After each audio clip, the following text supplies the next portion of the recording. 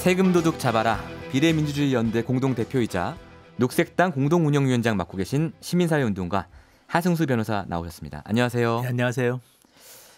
오늘 주제는 저희가 오프닝에서 예고를 한 바와 같이 채용비리거든요. 네. 청취자분들이 벌써 문자 많이 보내주고 계신데 3429번님이 채용비리란 말만 들어도 화가 나려고 해요. 7849번님 국회의원들 채용비리 한두 건이 아니라 기억이 다 안 납니다. 오늘도 취업 준비하는 자식을 둔 부모 입장에서 씁쓸합니다. 정말 씁쓸하시겠습니다. 1211번님은 왜 국회의원은 제대로 수사를 안 하는지 분통이 터집니다. 이렇게 주셨거든요. 오늘 이 문제를 좀 속 시원하게 풀어주실 거라고 생각합니다. 네. 네. 먼저 우리가 기억을 좀 더듬어 봐야 돼요. 어떤 사건들이 있었죠? 네, 워낙 사실, 많아서. 예, 맞습니다. 그 청취자들께서도 문자 주신 것처럼 너무 많았습니다. 예. 일단 강원랜드 사건 맞습니다. 아마 다들 기억하실 것 예. 같고요. 그리고 또 여러 공공기관들 또 지방 공공기관들 예. 공직 유관 단체 예. 그러니까 우리가 흔히 말하는 공기업 공공기관 또 그 유사한 단체들까지 해가지고 대규모 채용 비리가 계속 적발이 되어 왔고요. 예. 그다음에 은행권 채용 비리가 그것도 있었죠. 또 있었습니다. 예. 그래서 6개 시중은행 예. 거기에 더해서 이제 작년에는 또 신한은행까지 해서 맞습니다. 그래서 이게 공공기관 예. 은행권 이런 곳들이 결국 이제 가장 어떻게 보면은 선호하는 일자리라고 할 수 예. 있는데 예. 거기에서 너무 광범위하게 지금 이게 자행되어 왔기 때문에 사실 시민들께서 일일이 기억하시기도 아마 어려울 정도일 맞습니다. 겁니다. 네. 지금 KT도 있었고요. 네. 공공기관 중에 공기업 중에 하나는 아니지만 자 먼저 저희가 어떤 사건부터 짚어볼까요? 사실 이제 문제는 채용 비리에 대해서 지금 예. 수사를 해서 예. 청탁을 받은 사람들은 네. 기소가 되고 있습니다. 재판을 받고 있는데요. 청탁을 받은 사람들. 네, 그러니까 청탁을 받고 예. 점수를 조작하거나 해서 부정 합격을 시켜준 사람들은 예. 지금 처벌을 받고 있는 중에 있습니다. 예. 근데 문제는 청탁을 한 사람들이 예. 처벌받느냐가 문제고요. 청탁을 한 사람들이 이제 주로 국회의원도 있고, 네, 이제 금융권 같은 경우는 금융권의 어떤 임원들도 있고, 네, 이런 식으로 지금 이렇죠. 네. 예. 그래서 사실 이게 청탁을 한 사람들도 어떻게 보면 우리가 상식적으로 생각하면 공범이라고 할 수 있는데, 네. 근데 문제는 청탁 받아서 합격시켜준 사람은 처벌을 받고, 예. 청탁을 한 사람들은 대부분 처벌을 받지 않습니다. 아니 그게 상식적으로 생각하면 네.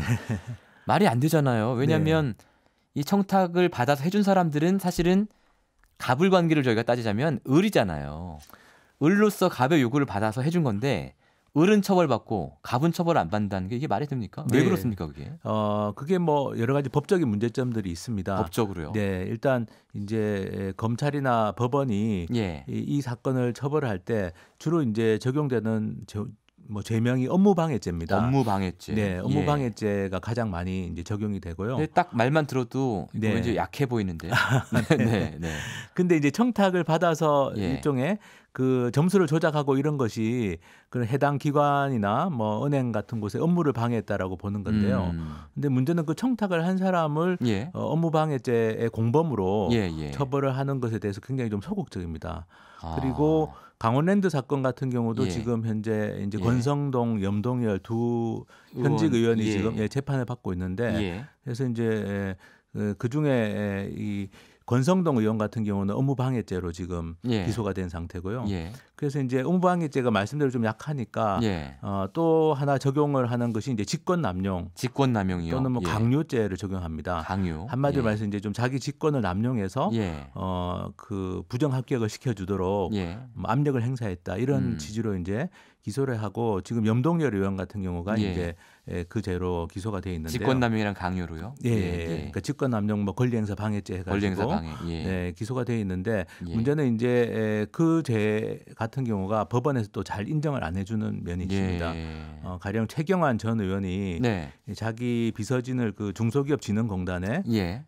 청탁해서 이제 취업을 시켜서 기소가 예. 됐는데요. 예. 그 부분에 대해서 지금 2심까지 무죄가 나왔습니다. 그 사건은 당시에 박철규 이사장이 네, 그렇습니다. 굉장히 폭로까지 하면서 네. 얘기를 했던 사건인데 역시 무죄입니까 2심까지? 2심까지는 그게 직권남용 쪽은 무죄가 나왔고요. 예. 그래서 이게 이제 사실은 뭐 이런 좀 법리적인 예. 허점도 있는 거고 예. 또 한편으로 보면은 그럼에도 불구하고 처벌을 받은 사례가 있긴 있습니다. 예. 가령 이제 부산은행 같은 경우도 채용 비리가 적발됐는데요. 네. 그 부산은행 채용 비리 사건에서 그 조문환 전 의원이 예. 업무 방해죄의 교사범으로 기소가 됐었습니다. 아. 근데 그 경우는 이제 예. 2심까지 예. 유죄 판결을 받았습니다. 그럼 어떤 차이가 있는 겁니까? 이 유죄 판결이 나는 것과 물론 이제 사건마다 양상이 네. 워낙 다르니까 네네. 봐야겠지만 뭐 결정적인 차이가 있다면 어떤 겁니까? 구체적인 이게? 사실관계들이 좀 다르긴 합니다만 예. 결국에는 이게 이제 검찰이 어느 정도 의지를 가지고 사건을 철저하게 수사하느냐가 저는 굉장히 중요하다고 봅니다. 예. 그래서 사건을 철저하게 수사하다 보면 예. 이제 이 말씀하신 것처럼 청탁을 한 사람이 사실 갑인 입장에 있는 네. 경우가 많기 때문에 예. 그 사람이 어떤 자기가 청탁한 예. 뭐 자기 자녀든 지인의 뭐 누구든 이 사람을 꼭 합격시켜 달라라고 강하게 예. 이 요청을 하고 예. 그걸 이제 어린 입장에서 청탁을 아. 받는 입장에서 들어줄 수밖에 없는 상황이었다면 예. 업무방해죄의 뭐 공범이나 예. 교사범으로 처벌할 수 있는 가능성은 저는 열려 있다고 보는데 예. 그러려면 일단 검찰이 수사를 해야 되는 거죠. 예. 그리고 굉장히 철저하게 이제 그 사실관계들을 그러니까 예를 들어서 입증을 해야 검찰이 됩니다. 수사를 네. 하면서 네. 뭐 이 사람의 통화 기록도 까보고 네, 그리고 뭐 계좌 기록도 추적을 하고 네, 네. 이런 식으로 강하게 수사를 하면 뭔가 더 나올 수도 있는데 그렇습니다. 지금은 그런 것들을 그렇게 강하게 수사를 안 하고 네, 넘어간다는 거죠. 그렇습니다. 그래서 예. 강원랜드 사건 같은 경우도 예. 권성동, 염동열 두 의원 말고도 뭐 전현직 국회의원들이 더 거론이 됐었고요. 예. 또 KT 같은 경우도 예. 지금 김성태 의원도 네. 있지만 뭐 또 전 의원도 거론이 예. 되고 있고 예. 그리고 사실은 이제 작년에 있었던 신한은행 사건 같은 경우는 네. 이 신한은행 채용 비리도 굉장히 심각했습니다. 음. 그리고 올해 6월달에 시사저널 보도에 따르면 예. 세 사람의 국회의원 실명이 공개가 됐습니다. 그렇죠.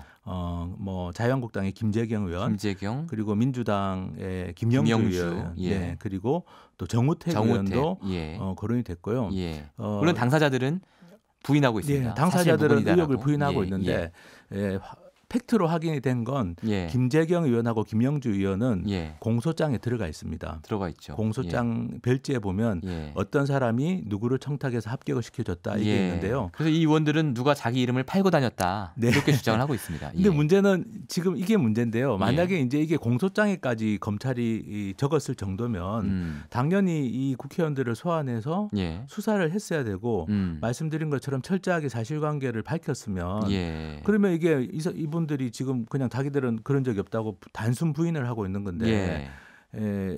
근데 검찰은 그걸 공소장에 기재를 예. 해놨고 그럼 누구 말이 맞는지는 명확하게 밝혀져야 되는 거 아니겠습니까?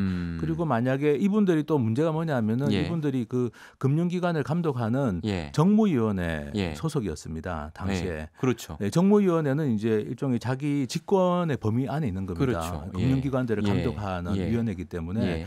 그러면 충분히 제가 말씀드린 것처럼 업무방해죄의 공범이 될 가능성이 있는 거죠.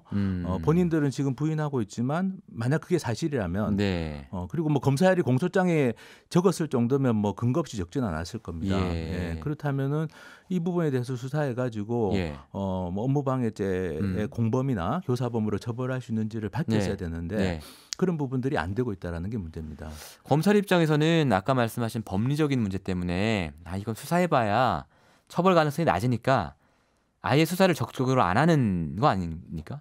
그게 뭐 법리적인 어려움이 있긴 있습니다만 예. 제가 보기에는 그것보다는 상당히 좀 정치적인 판단을 하는 게 아닌가. 예를 들면 지금 KT 사건도 김성태 예. 의원을 지금 소환하겠다고 여러 번 이야기를 해놓고 예. 아직까지 소환 조사를 안 한 걸로 그렇습니다. 판단이 되고 있습니다. 예. 그러니까 이런 것들을 보면 검찰이 너무 정치적 고려를 해서 국회의원이나 아주 고위 공직자들 명단이 나왔을 때 청탁자 명단이 나왔을 때 그것을 철저하게 수사하기보다는 굉장히 소극적으로 접근하고 있다라는 저는 좀 판단이 듭니다.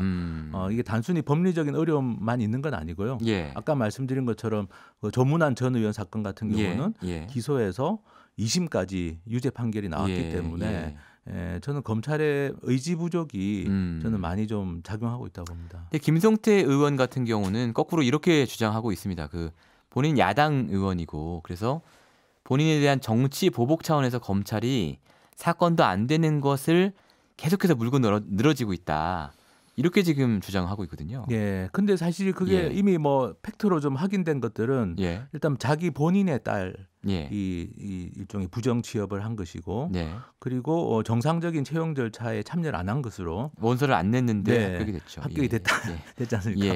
원서를 안 냈는데 합격이 됐다. 원서를 늦게 낸 거죠. 늦게. 늦게. 어쨌든 그런 거는 뭐 우리가 상식적으로 생각하면 도저히 말이 안 되는 상황이기 때문에 그런데도 합격이 됐다는 건 그거는 아주 구체적인 청탁이 있었을 가능성이 충분히 있고 그렇다면 충분히 현재의 법리 해석상으로도 처벌 가능성이 높다고 봅니다.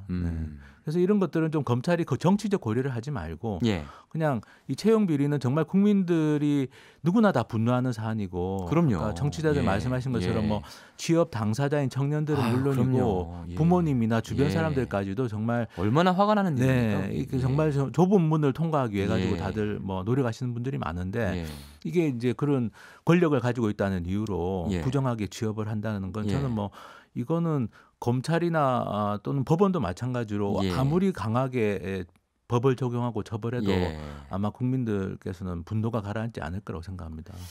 인터넷 라디오 미니로 윤범성님이 갑을 위한 법 언제까지 이따위로 할 거냐고 하셨습니다. 화가 많이 나신 것 같고요. 7849번님 청탁한 사람이 처벌 안 받는다는 말에 더 화가 났네요. 9325번님은 채용 청탁의 경우 외부에 의한 청탁에 따라 실무자의 상급자가 압력을 행사하고 실무자는 따를 수밖에 없는데 이때 실제 처벌은 실무자가 받게 되는 건가요? 이 위험을 최소화하려면 어떻게 해야 하나요? 이렇게 질문 주셨는데 아마 이분이 어디서 인사 담당을 하고 계신 분인가 봐요. 맞습니다. 예. 지금 실제로는 가장 확실하게 처벌받는 건 인사 담당했던 실무자가 그 사람들만 다 구속되고 있어요. 구속되고 처벌받고요. 지시를 한 은행장도 구속은 안 되는 구속까지는 안 당합니다. 많습니다. 뭐 신한은행 같은 경우도 지금 조영병 회장은 불구속 상태에서 기소만 됐죠. 네, 그렇습니다. 그리고 이제 더더욱 문제는 이제 청탁한 사람은 처벌을 또 아예 안 받는 경우들이 많다는. 너무 말이 안 되는 것 같은데. 너무 말이 안 되고 사실 저도 이런 것들을 자세히 조사하면서 너무 화가 나가지고 잠을 잘 못 자는 정도였습니다. 네. 그럼 어떻게 해야 됩니까 이거를? 그래서 뭐 말씀드린 것처럼 이거는 검찰과 법원의 처벌 의지, 수사 의지, 처벌 의지가 굉장히 중요하다고 보고요. 근데 검찰이 우리가 처벌 의지 갖고 해라. 한다고 해서 하는 집단은 아니잖아요. 뭐 여론의 압력이 굉장히 중요하다고 봅니다. 검찰 같은 경우도 뭐 채용 비리와 관련된 국민들의 분노는 잘 알고 있기 때문에 어쨌든 여론이 청탁자까지 수사하도록 계속 촉구하고 압력을 가하는 게 필요할 것 같고요. 또 근본적으로는 법을 손을 봐야 됩니다. 지금 처벌 조항으로 적용하고 있는 업무방해나 직권 남용이 어쨌든 법적으로는 좀 애매모호한 부분들이 있기 때문에 그래서 김영란법, 뭐 부정청탁 금지법, 김영란법에는 지금 현재 3천만 원 이하의 과태료로 되어 있습니다. 그 형사처벌이 아닙니다. 그리고 채용 절차의 공정화에 관한 법률이란 법률도 있습니다. 이건 민간기업에 적용이 되는데요. 여기에도 올해 7월부터 처벌을 강화한다고 하는데 그것도 3천만 원 이하의 과태료입니다. 과태료군요. 과태료는 형사처벌이 아니거든요. 그래서 이런 법들을 고쳐서 부정청탁을 하는 행위 자체를 강력하게 형사처벌하도록. 그 법들에는 청탁자가 그렇게 과태료를 받게 돼 있다는 과태료를 거죠? 받게 돼 있는데요. 이게 뭐 과태료로 이걸 뭐 제재할 문제가 아닙니다. 이거는 뭐 강력하게 형사처벌해야 되기 때문에 그래서 국회에서도 뭐 그런 법안들이 발의가 안 되고 있는 건 아닙니다. 발의가 일부 되고 있기 때문에 어쨌든 입법적으로는 이 채용을 청탁한 사람도 강력하게 처벌할 수 있도록 빨리 법을 개정해야 될 필요가 있습니다. 오늘 이 있습니다는 진짜 이의가 막 생기네요. 8345번님께서 사회 기득권층의 채용 비리는 공정한 사회의 독입니다. 근절돼서 맑고 투명한 사회, 우리 청년들에게 희망을 줍시다. 이런 문자 주셨습니다. 오늘 말씀은 여기까지 듣겠습니다. 고맙습니다. 네, 감사합니다. 지금까지 시민운동가 하승수의 이의 있습니다. 였습니다. 평일 아침 7시 20분 시민보의 시선 집중.